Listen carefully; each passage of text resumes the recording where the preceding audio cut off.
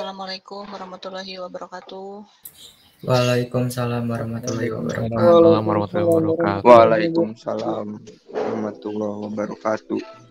Sudah gabung semua ya, ada 62 siswa-siswi di room ini. Alhamdulillah ketemu lagi dengan Ibu di mata pelajaran pemodelan perangkat lunak.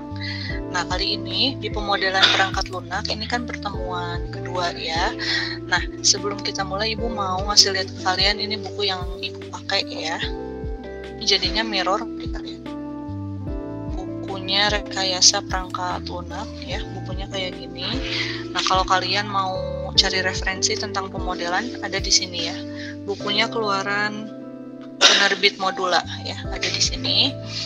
Kemudian nanti juga seperti biasa kita akan bahas yang ada di handout. Nah, Ibu kebetulan pakai buku ini. Jadi kalau kalian main ke perpustakaan gitu ya, di bagian informatika, nah ini ada buku Rekayasa Perangkat Lunak ya. Oke, jadi kemarin kalian sudah lihat ya, ada handout yang Ibu kasih ke kalian. Oh iya, sambil ini juga kalian sambil presensi ya. Kalian silakan sambil presensi di course. Coba kita sambil lihat course-nya sudah ada belum?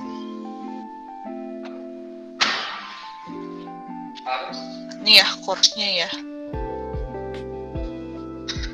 Udah pada masuk ke course-nya? Sudah, Bu. Kita lihat kemarin Ibu lihat itu baru sedikit yang masuk ke course pemodelan perangkat lunak. Sekarang berapa orang? Harusnya ada 2 kelas ya. Nah ini, oh ya oke, udah pada masuk ya. Ada 54 yang sudah masuk. Nah, untuk yang belum masuk silakan diingetin lagi oleh penanggung jawab pelajaran pemodelan ya ke RPL 1 dan RPL 2. Siapa yang belum masuk course di LMS Belajar, silakan masuk dulu karena attendance hanya ada di sana ya. Attendance cuma ada di situ. Coba attendance-nya ada yang udah coba record? Sudah, Bu.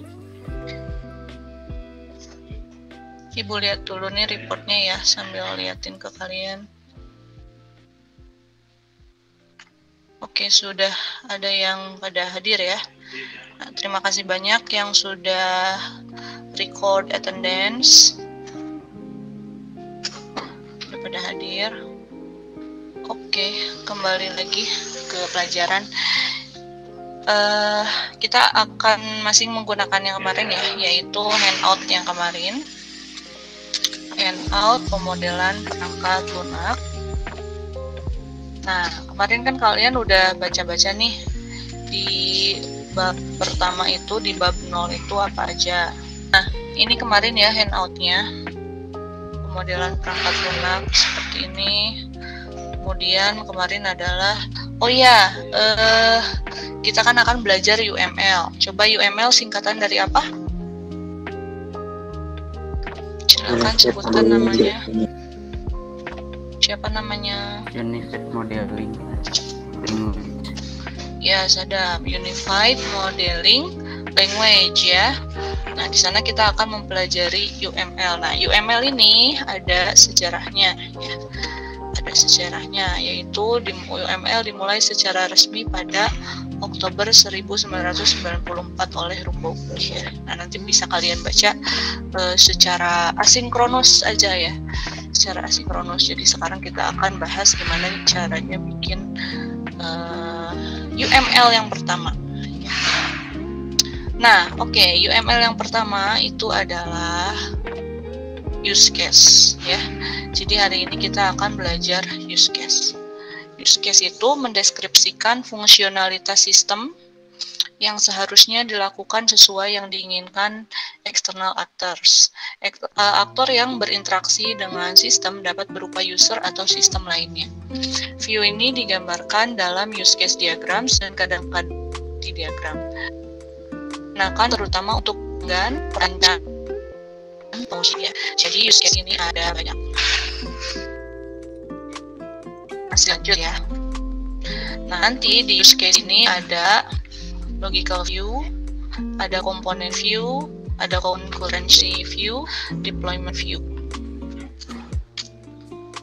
Kalau misalkan logical view itu nanti kita pakai ada class, object, relationship, kemudian ada juga view ini digambarkan dalam kelas diagram untuk struktur statis dan dalam state, sequence, collaboration, dan activity diagram. Kemudian nanti ada juga komponen view. Nah, komponen view biasanya nanti buat developer. Kemudian ada concurrency view, ini paling banyak. Nanti ada sequence diagram, activity diagram, ada deployment diagram. Kemudian nanti ada deployment view, ya. Nah, sedangkan di use case diagram ini yang akan kita kerjakan sekarang ya.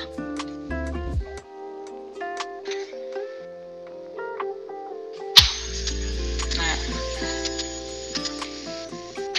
yang pertama adalah use case diagram. Nah, di use case diagram ini nanti ada aktor ya. Aktor ini bentuknya kayak gini. Nanti kita akan coba lihat di appdiagram.net ya, aplikasi yang kemarin Ibu kasih lihat ke kalian. Kemudian setelah ada aktor, nanti ada, bentar ini loading kenapa? Nah, kemudian nanti ada use case. Use case ini bentuknya kayak gini. Ya, use case adalah gambaran fungsional dari suatu sistem sehingga customer atau pengguna sistem paham dan mengerti mengenai kegunaan sistem yang akan dibangun. Use case diagram adalah penggambaran sistem dari sudut pandang pengguna sistem tersebut sehingga pembuatan use case lebih dititik beratkan pada fungsionalitas yang ada pada sistem. Nah, jadi nanti bentuknya kayak gini ya. Kemudian nanti kita akan belajar bikin use case ya. Nah, kemudian nanti di use case juga ada beberapa relasi, sehingga tadi kan ada objek utamanya kan aktor, kemudian ada bentuk use case, nanti juga ada relasi. Nah, relasinya ada 3. Nah, yang relasinya ada 4. Yang pertama association, generalization, dependency, sama aggregation. Kemudian tipenya ada 3. Ada yang include, ada yang extends, ada yang communicate. Nah, kemudian gimana kalau kita mau bikin contoh use case diagram dari sebuah studi kasus yang menangani aplikasi pada sebuah ATM dengan skenario sebagai berikut. Sebuah bank mengoperasikan ATM dan mengelola banyak tabungan. Setiap nasabah memiliki setidaknya 1 rekening tabungan pada satu bank tertentu. Setiap tabungan dapat diakses melalui kartu debit. Betul kan ya? Proses utama sistem ATM berkomunikasi dengan pusat komputer dan didesain untuk menangani beberapa transaksi. Setiap transaksi menunjuk sebuah tabungan tertentu. Suatu transaksi akan menghasilkan satu dari 2 hal-hal berikut. Nah, untuk melakukan sebuah transaksi akan melalui 2 tahap, yaitu dicek dulu tabungannya untuk pemproses transaksi, kemudian proses pengecekan tabungan akan menetapkan persetujuan untuk proses transaksi. Jika ditolak, ATM akan mengeluarkan pesan penolakan. Namun jika diterima, transaksi akan diproses dengan menggunakan nomor rekening tabungan dan ATM membaca dari kartu debit. Pengecekan tabungan dilakukan bersamaan pada saat ATM memvalidasi kartu debit dari bank yang bersangkutan. Jika kartunya valid, password akan dicek dengan nasabah. Begitu juga dengan PIN-nya ya. Nah, use case-nya bentuknya seperti ini ya. Ini contohnya. Jadi nanti ada aktor. Aktornya itu adalah user atau nasabah. Kemudian nanti ada banknya juga. Nah, ini dari user, dia bisa melakukan apa, use case-nya apa aja. Nah, dia bisa mengotentikasi user. Otentikasi itu apa? Misalkan masukin PIN, ya. PIN itu kan hanya terhubung dengan user. Terus withdrawal itu ngambil ya, ngambil uang yang ada di kartu debitnya. Terus bisa transfer juga ya. Jadi use case ini adalah kalau kita mau ke ATM, misalkan kita join gitu ya. Nah tentu saja ini mau autentikasi kemana, mau ngambil kemana, ngambil uang kemana, mau transfer kemana, itu ada pihak yang lain, yaitu adalah objek bank gitu. Oke, sampai sini ada pertanyaan dulu. Silakan.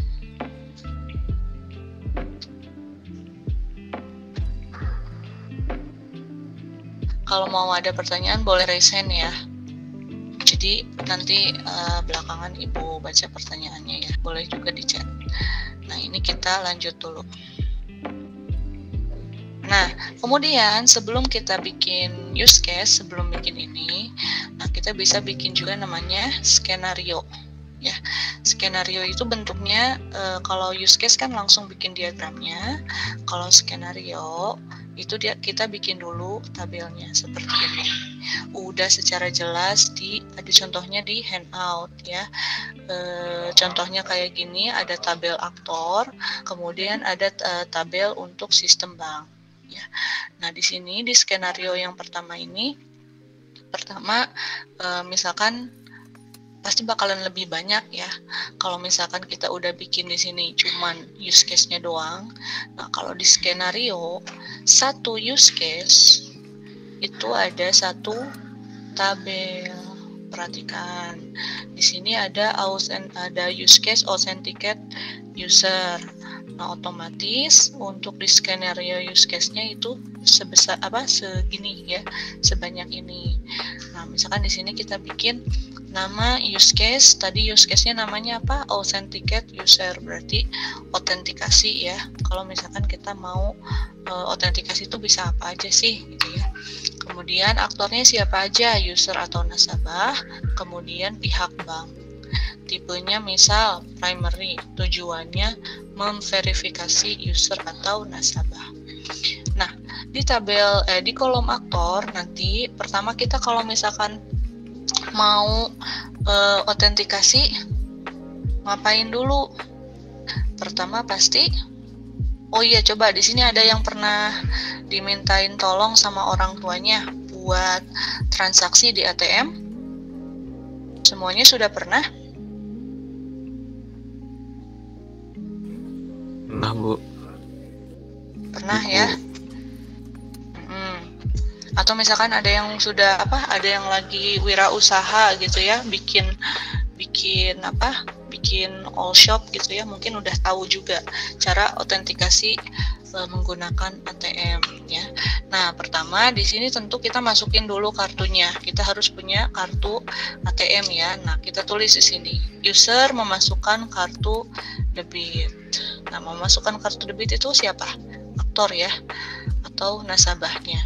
Kemudian selanjutnya ketika udah dimasukin kartunya, tampilan yang ada di interface mesin ATM apa? Biasanya tulisannya.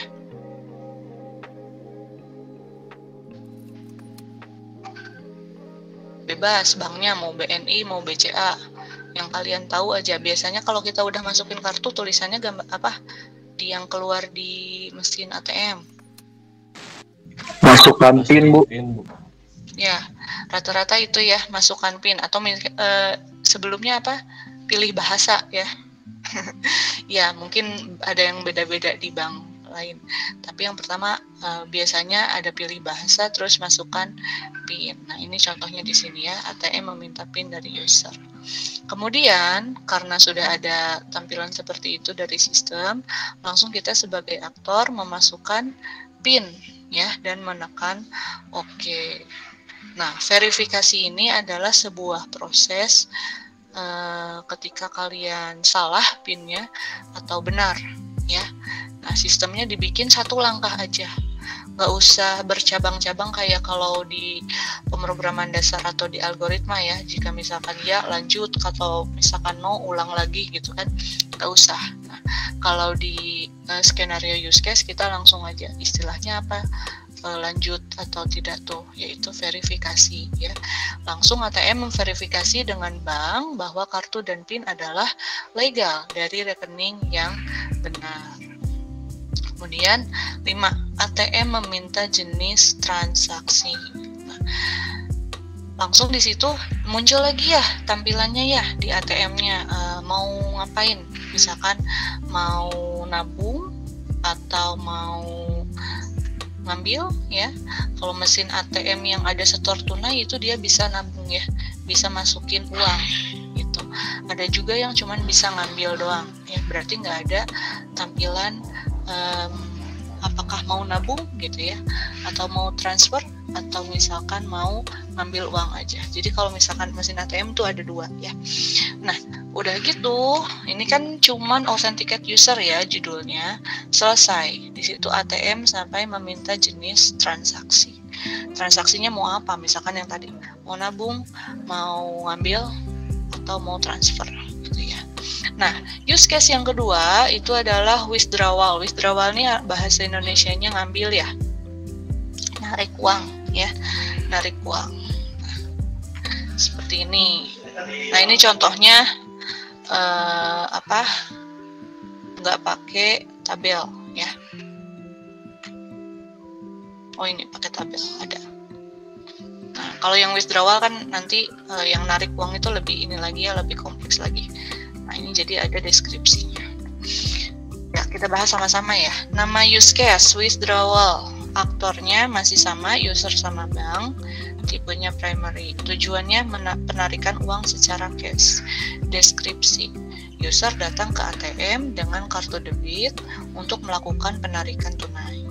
User memasukkan kartu ke ATM. ATM meminta user untuk memasukkan PIN.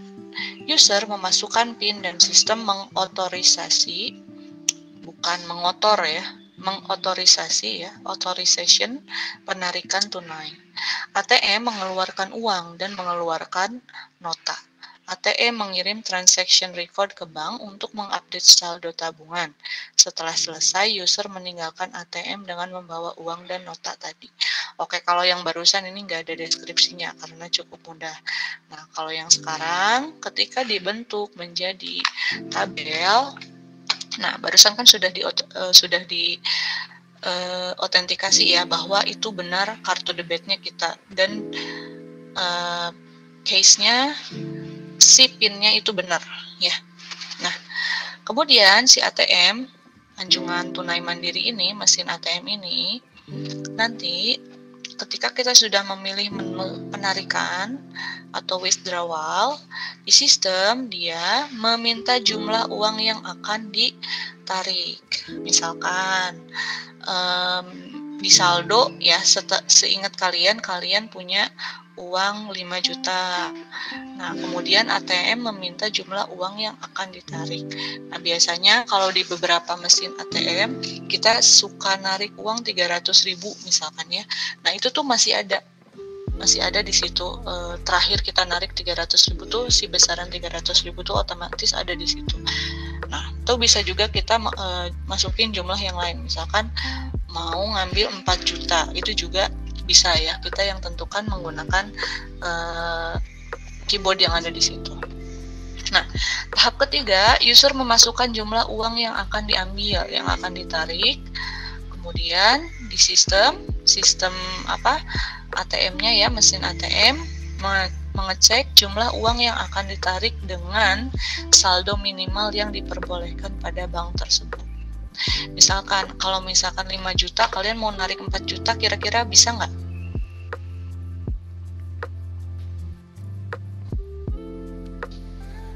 Saldo kalian 5 juta. Kalian mau ngambil uang 4 juta lewat ATM, bisa nggak? Bisa, Bu. Bisa. Kalau 5 juta mau diambil 5 juta, bisa nggak? Bisa, Bu. Enggak. Enggak, karena biasanya di tiap bank itu ada ada limitnya. Jadi harus ada yang disisakan ya. Misalkan kalian mau 5 juta ngambil 5 juta semuanya tuh nggak bisa. Harus nyisa, misal kalau BNI 50.000 kalau nggak salah ya, jadi harus ada sisanya gitu. Nah, itu contohnya. ATM mengecek jumlah uang yang akan ditarik dengan saldo minimal yang diperbolehkan pada bank tersebut ya. Kemudian yang kelima, update saldo. Nah, udah diambil bukan udah diambil. Misalkan sesuai nih, kalian misalkan mau di ATM kalian punya uang 5 juta, mau diambil 4 juta, bisa ya. Kalau misalkan 5 juta mau diambil 15 juta kan nggak bisa. Nah, nanti ada verifikasi, bakalan keluar bahwa saldonya kurang ya. Nah, ini kan tadi kasusnya 5 juta mau diambil 4 juta. Nah, berarti nanti dia langsung setelah ngeluarin uang, setelah ada bunyi terus ngeluarin uang gitu ya, kalian ambil uangnya, langsung dia ngupdate saldo ya, dia langsung update saldo. Di situ misalkan tadi 5 juta dikurang 4 juta, nanti dia nampilin saldo Anda sekarang 1 juta ya. Kemudian ATM mencetak nota dan mengeluarkan kartu. Nah, ini juga tricky ya, karena sekarang mesin ATM ada juga yang bisa nggak mencetak nota atau si kertasnya ya nggak keluar, itu bisa gitu. Sampai sini ada pertanyaan?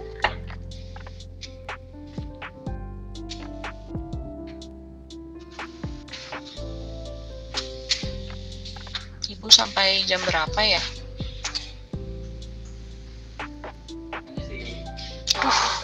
Sampai jam 10.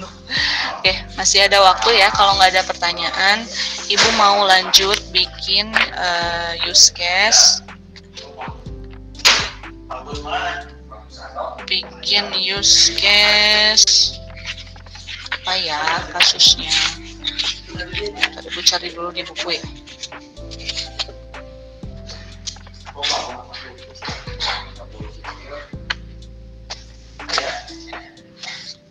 Oke, ini yang paling sering ya.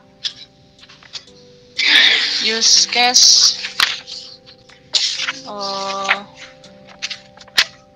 dari petugas perpustakaan. Kalian pernah ke perpustakaan?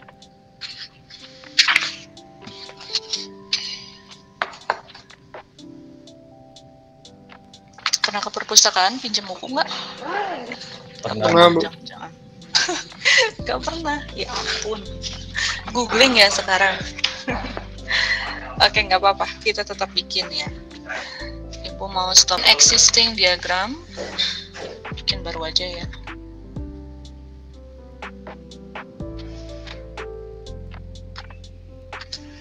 Kita bikin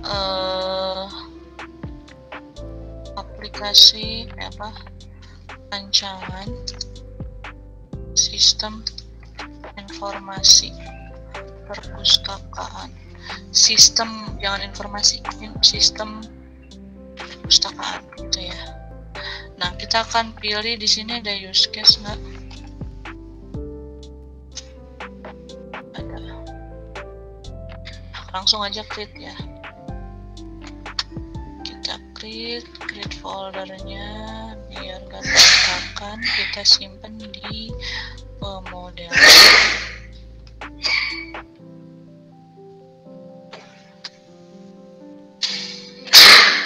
Ya, kayak gini.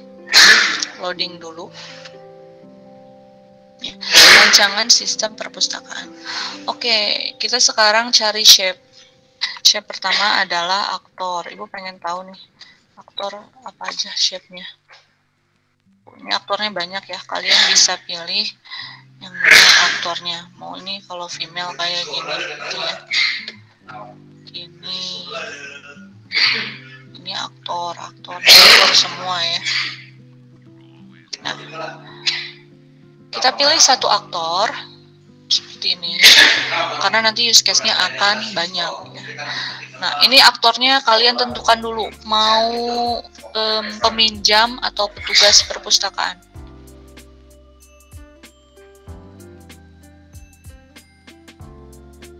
Mau peminjam atau petugas aktornya? Ayo tentuin. Meminjam, Bu. Peminjam, siap. Peminjam atau user, pengguna ya, bukan petugas ya. Oke, kalau peminjam bisa apa aja di Bisa perpustakaan? Bayangin aja, meminjam. walaupun kalian meminjam ya. Sebelum minjem ngapain dulu? Nyari, Bu. Nyari bukunya, Ya, Bu. cari dulu mau buku apa ya. Berarti yang pertama mencari pustaka, buku. Dan nyari apa? Ngambil, Bu.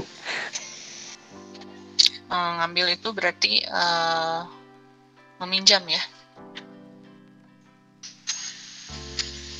Meminjam. Jadi prosesnya namanya meminjam pustaka. Terus bisa ngapain lagi?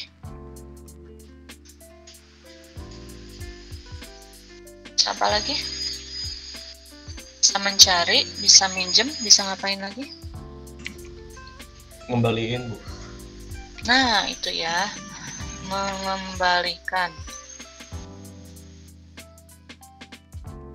Kembalikan. Pustaka, buku. Apa lagi?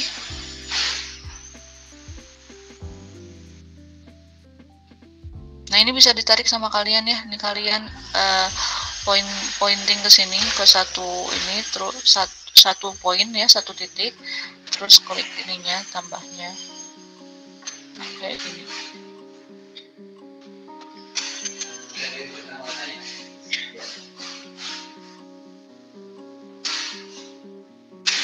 Tuh, jadi rapi ya. Nanti digeser-geser dia tetap ngikut. Bisa apa lagi?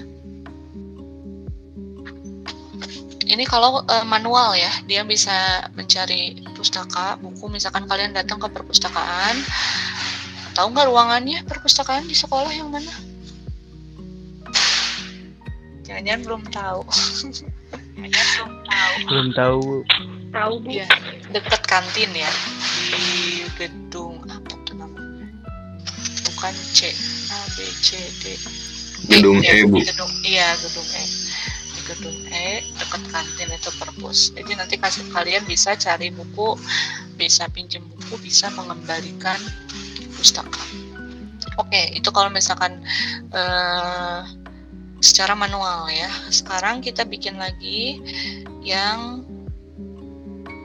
sistem informasinya. Kebayang nggak kalau misalkan ibu bilang sistem informasi itu apa? Kalau sistem informasi itu berarti aplikasi ya. Kalau barusan kan manual. Sekarang kita bikin aplikasi peminjaman.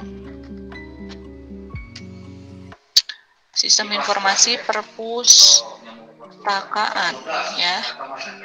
Nah, ini kita kasih nama dulu. Kalau ini peminjaman secara manual. Nah, kalau di sini sistem informasi perpustakaan. Oke, misalkan kita mau bikin lagi dari sisi peminjam yang ngikutin yang manual tadi. Peminjam atau user. Peminjam atau user. Dalam kurung siswa. Nah, kalau di sebuah sistem ya, sebuah website peminjaman perpustakaan, bayangkan sudah ada ya aplikasinya di sekolah kita. Nah, kita bisa ngapain aja nih di sebuah aplikasi perpustakaan tersebut? Sebagai kalian ya, sebagai siswa, kira-kira kita bisa ngapain aja?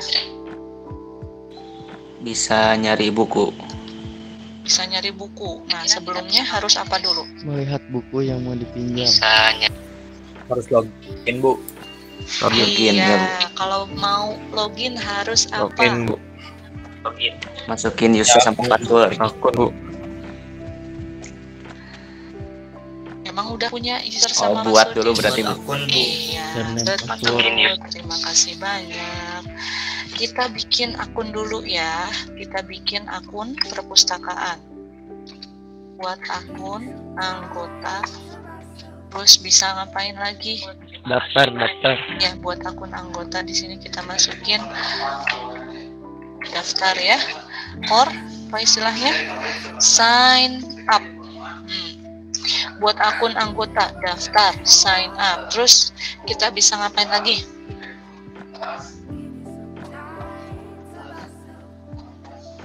Selain itu, selain sign up bisa apa?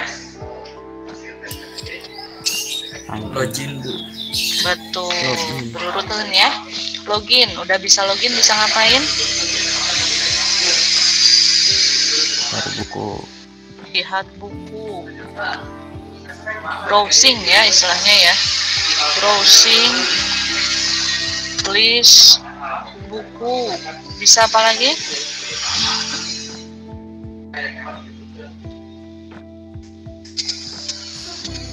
Meminjam buku. Terus apa lagi? Mengembalikan ya. Nah, jangan lupa selalu hubungkan aktor dengan masing-masing use case-nya.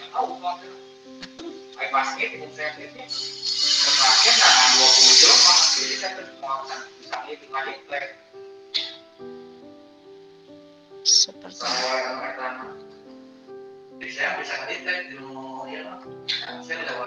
nah, seperti ini. Sampai sini ada pertanyaan?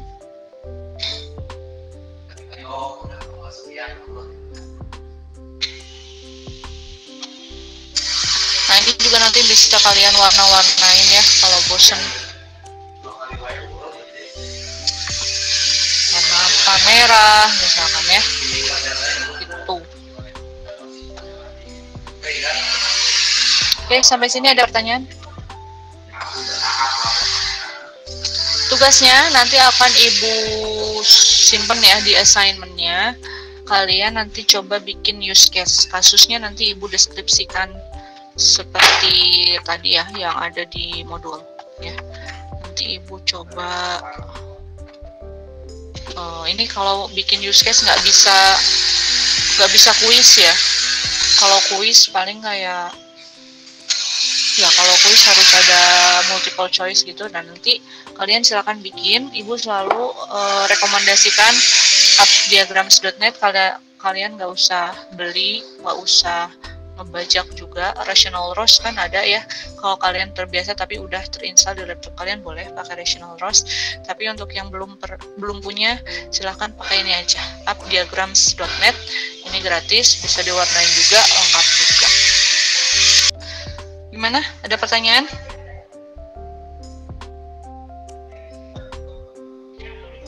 Tanya, gambaran besar dari mata pelajaran PPL itu ngapain aja ya, Bu? Ya. Baik ya. Jadi Ibu jelasin ya, PPL itu kalian merancang bisa sampai rancangnya tuh kayak gini nih. Jadi ya kalau ngapain aja kalian bisa lihat di nih, kelihatan di bukunya. Jadi kalian nanti ngerancang diagram sebuah sistem. Goalsnya, tujuannya, kalian bisa merancang dulu sebuah sistem sebelum di coding ya. Jadi sebelum kalian ngoding harus apa aja sih yang diperlukan gitu. Nah, goalsnya adalah itu. Jadi kedepannya nanti kalian akan mengenal berbagai shape dan bentuk dari berbagai macam diagram. Nah, diagramnya sendiri ada banyak. Yang barusan kita bahas namanya jangan lupa adalah use case diagram ya. Nanti habis use case diagram ada activity diagram, ada sequence diagram, ada komponen diagram. Banyak ya, satu-satu. Nah, hari ini kita belajar use case dulu, nanti Ibu buat assignment ya ke kalian. Nanti kalian cek aja di LMS-nya, assignment-nya mau bikin use case apa, deskripsinya kayak gimana. Ada lagi yang mau bertanya?